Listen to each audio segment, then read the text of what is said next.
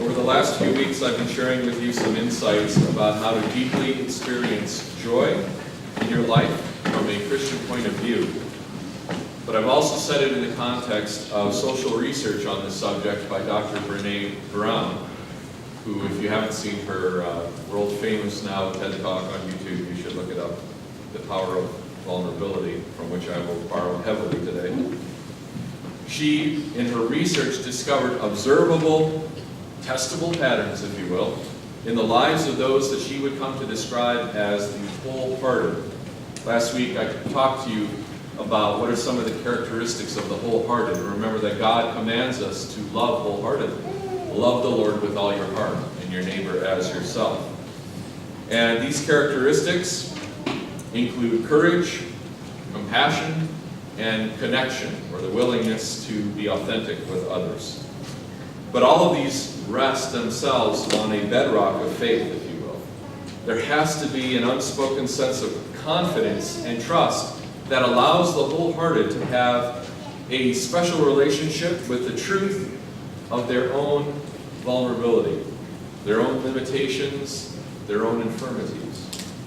So the fourth characteristic of the wholehearted is that they are able to accept and even embrace vulnerability, and in fact draw strength from them. Most people hear the word vulnerability and they think that it is weakness, but that is not necessarily so. Vulnerability is actually a wellspring of strength for us, especially as Christians.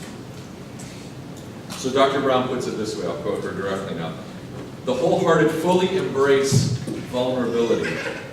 They believe that what made them vulnerable made them beautiful. They didn't talk about it being comfortable, but they didn't talk about it being excruciating, much as those who live in shame would. They just talked about it as being necessary. They talked about the willingness to say, I love you first.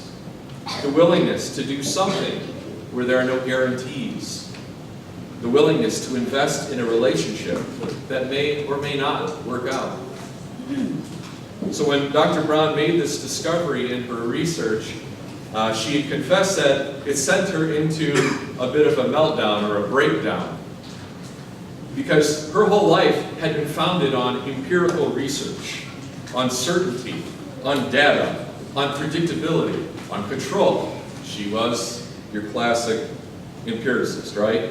And the discovery of her research that the key to human joy rests on the acceptance of vulnerability sent her personally into profound shock. It convinced her to begin dealing with her own personal issues, which she had been bottling up for years, and she confessed it was terrifying at first. She told her therapist, I'm struggling. I know that vulnerability is the core of fear and shame and our struggle for worthiness. But it also appears that it is the birthplace of joy, creativity, belonging, and love. Ironically, I think Dr. Brown simply rediscovered what God in the Scriptures has already revealed to us long ago through his chosen apostle Paul, when he spoke to him saying, my grace is sufficient for you, my strength is made perfect in weakness, in this sense of vulnerability. So vulnerability. Does it bother you that I'm talking about this? Does anybody feel, that feels good? How many of you are like, oh God, not one of these sermons? Vulnerability is the terror of our life. It should be, right? I mean, if we're honest with ourselves, that's what we're reacting to so often. Culturally, we see that vulnerability is something that we have to hide, that we have to deny, that we have to control. Have we not seen it weaponized for political gain from the interpersonal level to the international level? Vulnerability is the unspoken elephant in the room. And we see it in the unwillingness to forgive or to ask for forgiveness. The ubiquitous practice of the non-apology. Are you sick of the non-apologies in the world today? When people say, my personal pet peeve was always, I'm sorry you feel that way. That's gaslighting. Don't do that. Don't be sorry for how I feel. Be sorry that you did something wrong. Right? Don't say that to people. That's my view. Dr. Brown points out several ways in which our culture tries to minimize and diminish vulnerability. Not surprisingly, these are also the areas in which we see the passions running amok in our lives. Very related. If you want to defeat the passions, you have to face up to vulnerability. So ask yourself, in your life, what makes you feel vulnerable? When are the times, the situations, the people, the places that make you feel vulnerable, uncomfortable, at risk, unsure? How do you react in those situations with those people? Is embracing vulnerability the first thing that comes to mind? Is that what you think you would immediately do? How does our culture deal with it? Well, the research has shown. The first is that we numb. We numb vulnerability, or rather we numb ourselves from feeling that discomfort, the emotions that accompany our vulnerability because of our fear and our shame. Dr. Brown points out that we are the most in-debt, obese, addicted, and medicated adult cohort in history. There's a reason. The problem, she points out, is that you can't selectively numb emotion. You either numb everything or you numb nothing. So when we numb unpleasant emotions, what happens? We also numb joy, gratitude, happiness, pleasure, the ability to appreciate life and other people. And we become more miserable. That's why all these addictions aren't helping. They don't make anybody happier. The second thing is that we also try to make the uncertain certain. I talked to you about this with Zechariah and Elizabeth, right? The quest for certainty. And we see this in religion itself. There has been a shift in religion of embracing faith and mystery, the transcendence of God, the wonder of the miracle of who He is and what He has done for us, with a desire to be right, to reduce revelation to an argument that can be won. You can't. That's not how God is. It's not what religion should be.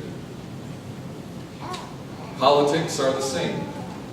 We now see that there is no such thing as civil discourse, right? But there is blame. There's blame to go around. Dr. Brown's research reveals that blame is just a way to discharge pain and discomfort. So we're not talking to each other, we're blasting each other from places of pain and discomfort. There's a lot of pain and fear and shame and discomfort in our society today. And there's a lot of good reasons for there to be pain and shame and discomfort. But let's be clear. As soon as we react from a place of pain, discomfort, pain, and shame, we're no longer part of the resistance. We're part of the problem. Because we're not resisting anything. We're giving in to our basest passions and our basest impulses. You've got to be the change, right? To be incredibly trite about it.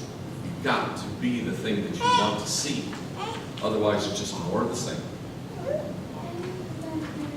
And when these vulnerabilities are weaponized for political gain, and for years, both parties and all parties across the world have done this egregiously, shamelessly, the end result is a frayed society and an inculcation of hate, which only leads to mistrust, intolerance, and violence in the end. And that's where we're headed. It's not a problem of us and them. It's a problem of us. There is no them.